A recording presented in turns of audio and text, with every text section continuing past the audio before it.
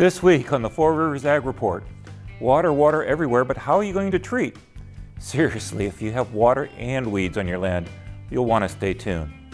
And this weird, wild winter is going to affect more than our moods. And do your plants have rhythm? All that and much more on the Four Rivers Ag Report.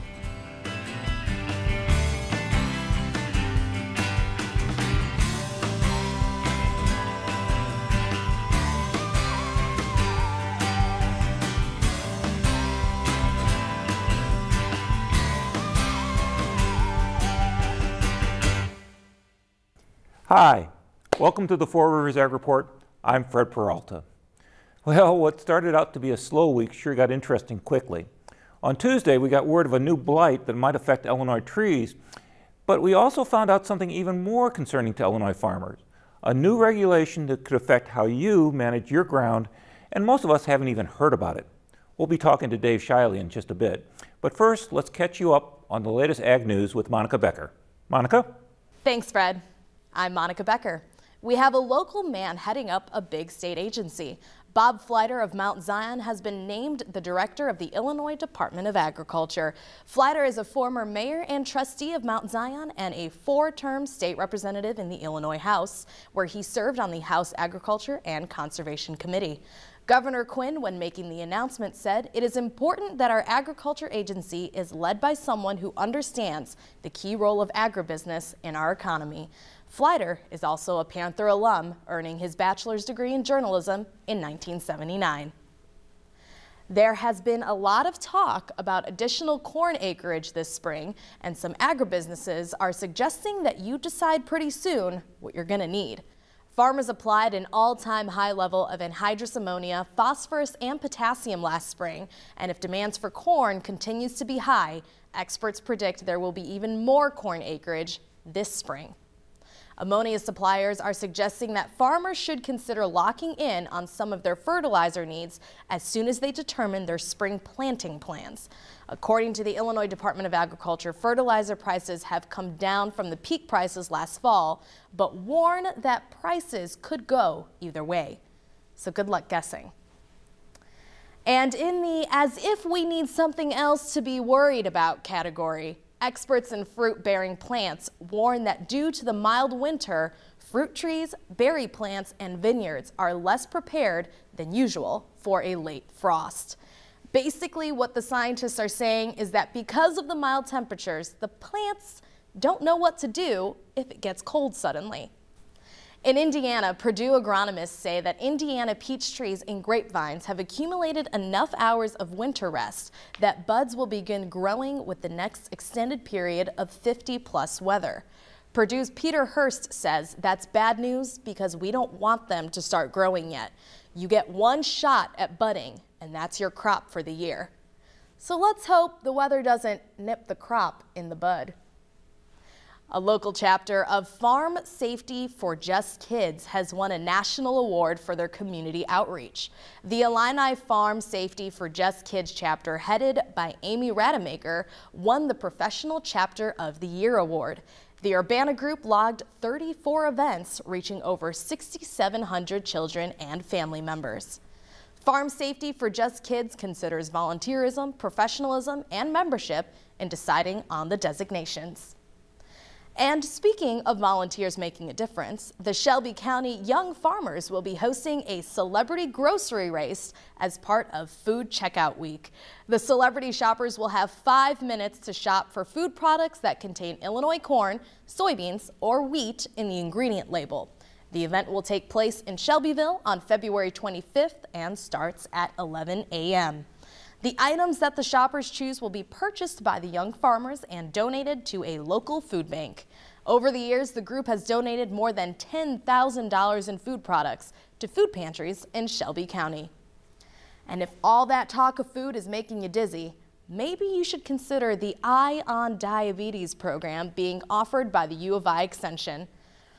The 4 sessions are designed for anyone interested in preventing, managing, and improving diabetes care, as well as your overall well-being. The sessions are on Tuesdays in April at the Lifespan Center in Charleston. Check the local extension website for details on how to register. And that about does it for this week. This has been Monica Becker.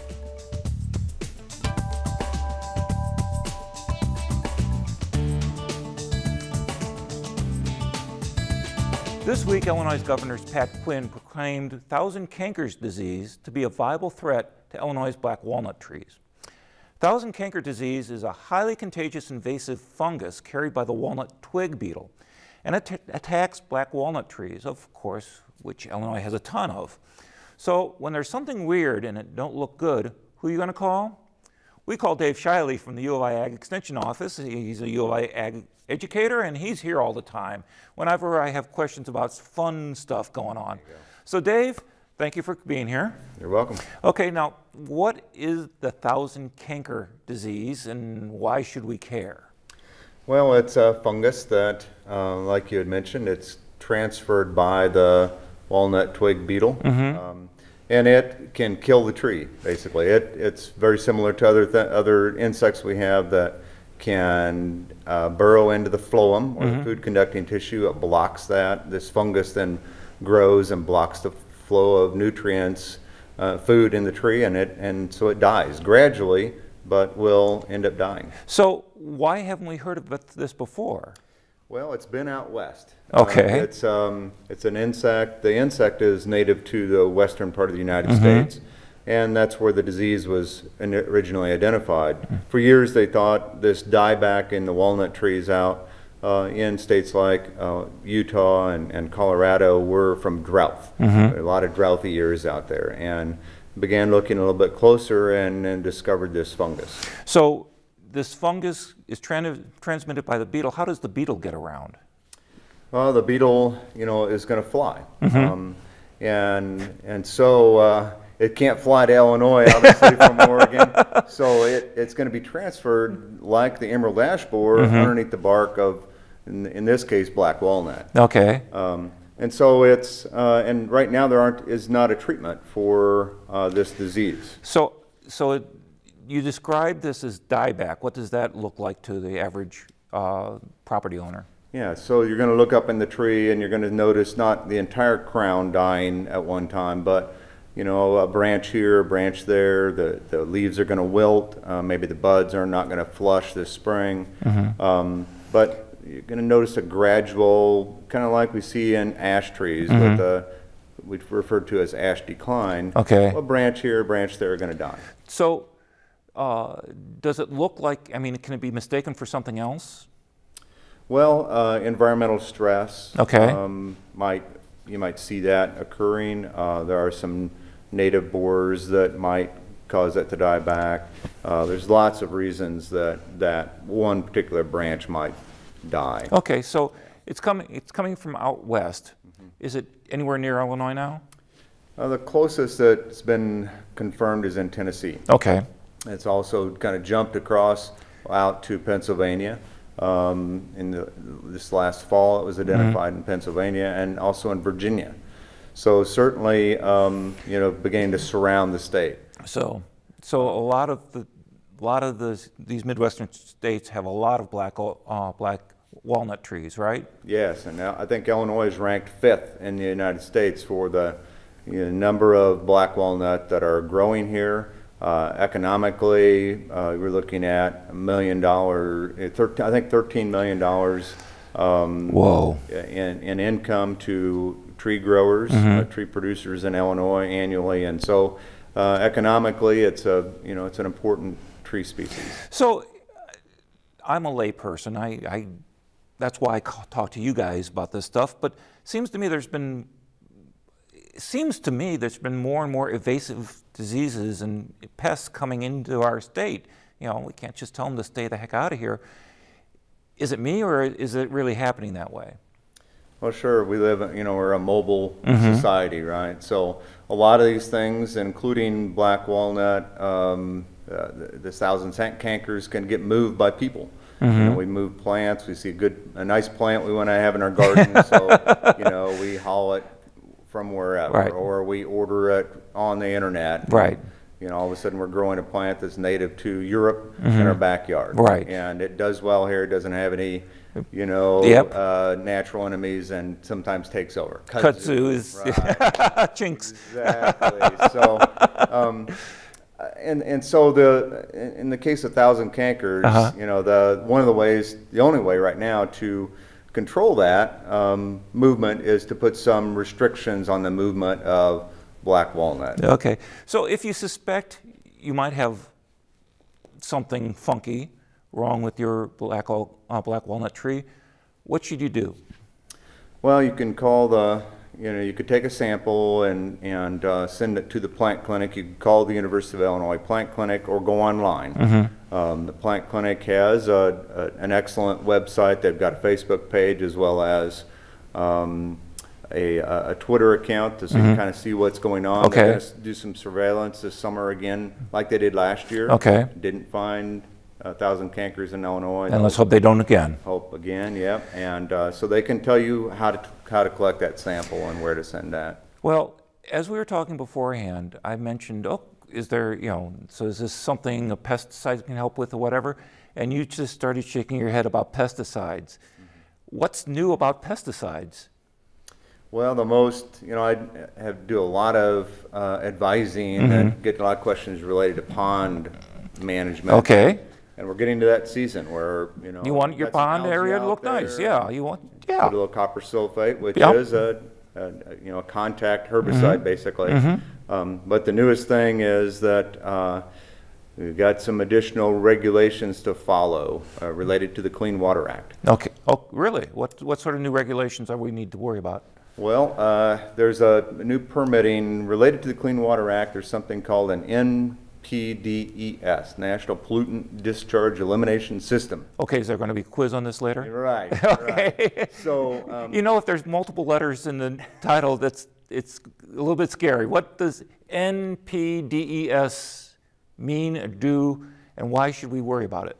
yeah. So the important thing is that when you're going to related to the Clean Water Act, that the NPDES permits were required to control discharge from like a factory. Okay, right, a sewer system, a water treatment plant, that sort of. Right. Okay, yeah, that makes sense. And so related to that, trying to keep the waters of our state clean. Right. Right. So and in the past, are things like ponds and streams and aquatic vegetation management related to that, control anyway, have been exempt from this law. Okay, so if you had a farm pond of some sort Right. and it drained into a drainage ditch that drained in the local creek, Right. up until today, that was exempt? Right. It was exempt from getting a permit. Okay. All right. So the permit, it sounds very complicated, but the Illinois EPA, Okay. following mandates from the U.S. EPA, Okay. of course, has tried to make the process as simple as they can. Okay.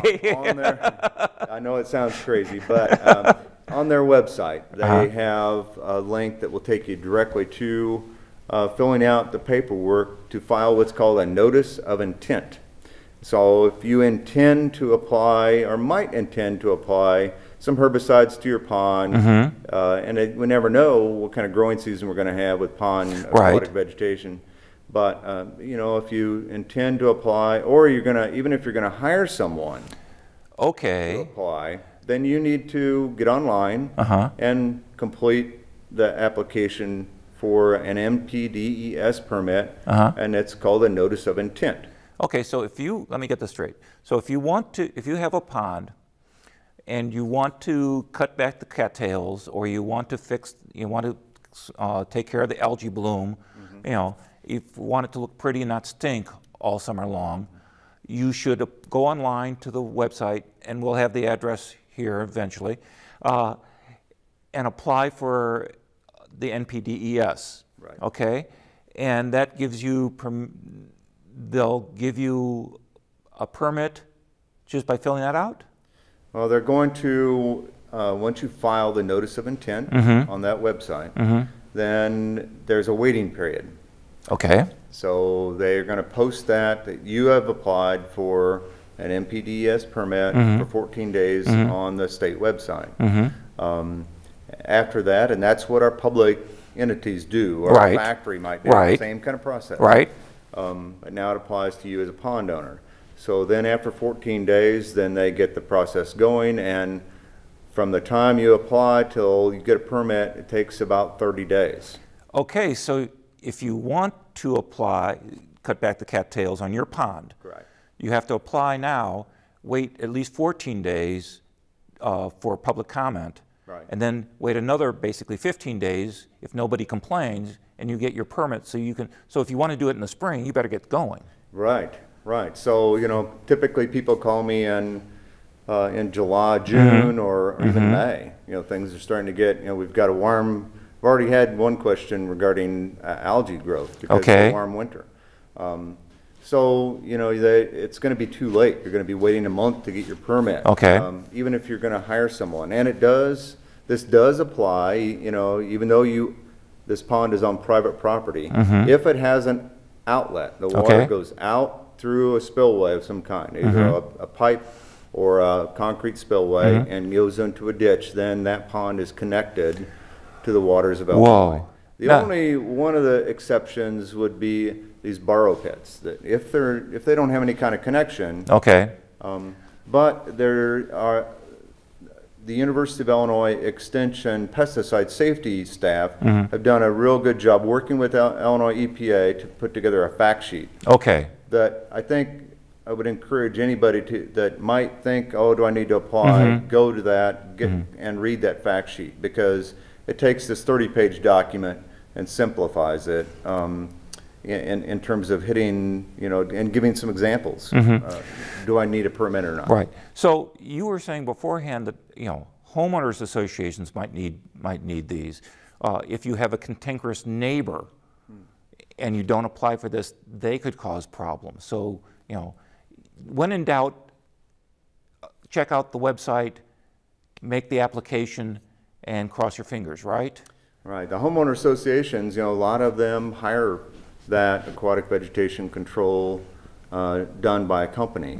And they have two options. They can apply for the permit themselves, or they can have the company that applies apply for the permit. But they still need to be planning ahead, because the time in which it takes to get this permit, need to begin doing your homework right now. And the fines are relatively steep, right? Right. This is a federal requirement since it's related to the Clean Water Act. So the violation fee can be up to $32,000 a day.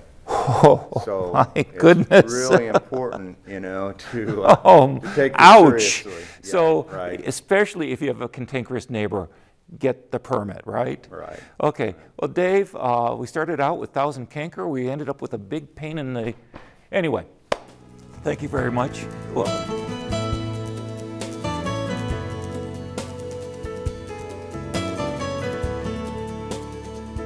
with all the talk about how the winter is affecting fruit trees and just about everything else we got going on, this may be a good time to explore why a cold winter might not be so horrible after all, especially when it comes to our soil. Cameron Craig is here with this week's Under the Four Rivers Sky. Long-term weather forecasting can be tricky and equal to playing the lottery. Last October, I presented the winter outlook for December, January, and February, stating that this would be a cold and snowy season. However, nature had a different opinion. With the above normal temperatures and a lack of snow across central Illinois, the land will not be ready for the upcoming planting season. Tonight, I discussed with fellow geographer Chris Langen some of the issues that pose a problem for preparing for the planting season. Right now in east central Illinois, in terms of how the lack of snow on the ground and the moisture in the soil will affect agriculture next spring and into the summer, really isn't playing that big of a role. What's playing a bigger role is the lack of cold temperatures that we haven't seen this winter. East central Illinois right now is about 7 to 9 degrees above average with respect to temperature, and it's really that increase in temperature that has the biggest implications with what could happen in the spring and summer with next year's crops. Farmers really like to see in the wintertime temperatures not only in the air but also influencing then the soil profile temperatures at least in the top 8 to 12 inches, drop well below freezing for an extended period of time. This does a few things. A lot of farmers in this area, especially just north of here in Charleston, may apply nitrogen fertilizer in the after harvest to help increase nitrogen levels for spring plantings. If temperatures stay in between, or at least below 50 and not quite to freezing, what that allows to happen are bacteria in the soil that feast on nitrogen to break that ammonium down into nitrate. And if the ammonium is allowed to break down into nitrate nitrogen, that is a form of nitrogen that does not cling well to soil particles, or it's also not very easily absorbed by the organic matter once the crops are planted, because nitrates leach very easily through the soil profile. So if temperatures remain above freezing, that bacterial activity is allowed to remain active, and thus enhancing the amount of nitrification that's happening throughout the soil profile. During a typical winter, the ground will freeze to an average of 13 to 16 inches below the surface. However, the soil for this winter did not freeze at all until February 11th, when it finally froze the upper 6 inches. Not only does this lack of significant frozen soil cause problems for preparing the soil for planting, warmer temperatures allow pests to increase in population that could cause problems for yields. The other thing that temperatures that don't drop below freezing can do is it can affect pest control in the springtime. Pests such as Japanese beetles, rootworms, especially around here, corn borer larvae that find themselves in the wintertime maybe 8 to 12 inches below the Earth's surface during their wintering time period, tend not to be killed off if those freezing temperatures don't reach deep enough within the soil profile. So much of the state right now, the 8-inch minimum soil temperature still hasn't reached below 32 degrees. So many of those pests and larvae have not been killed off yet this winter. So what is on the mind of the farmer during this particular winter? Farmers tend to be, not unlike many people, somewhat superstitious when it comes to weather.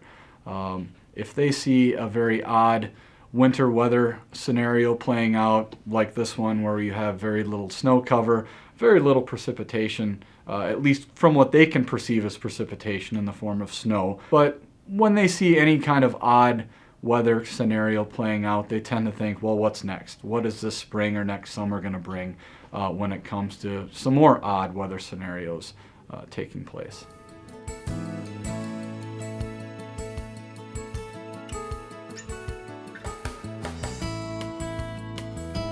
Well, sorry to disappoint, but this week we don't have any shepherding bunnies or cow milking prisoners. But are your plants getting the rest they need?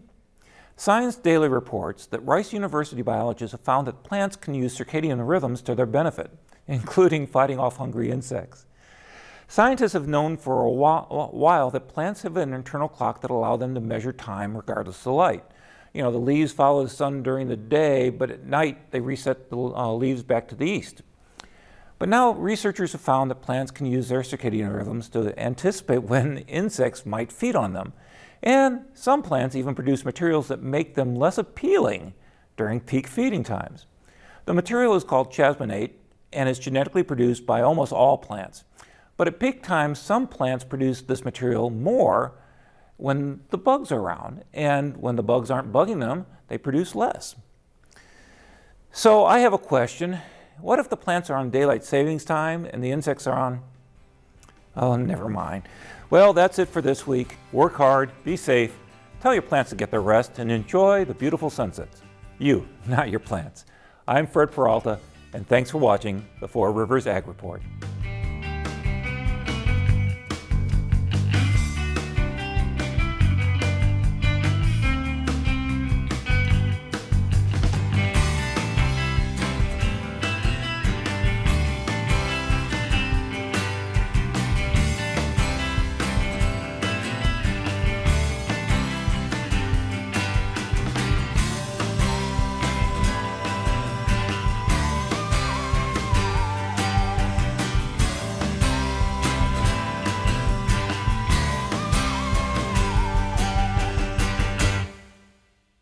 You know, on the Four Rivers Ag Report, we're always looking for news that is of interest to the agricultural and the rural communities.